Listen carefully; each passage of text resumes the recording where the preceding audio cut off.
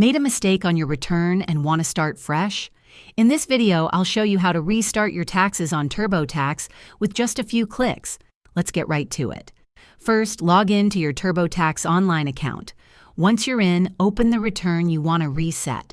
On the left side of the screen, click on Tax Tools. Then select Clear and Start Over.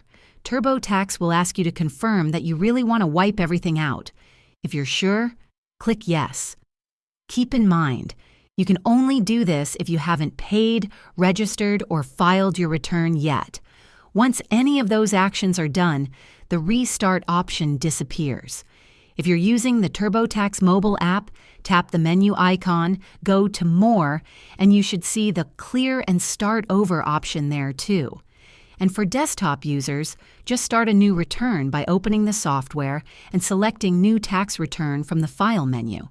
If this video helped you out, hit that like button and subscribe to the channel for more straightforward tips. Thanks for watching, and I'll see you in the next one.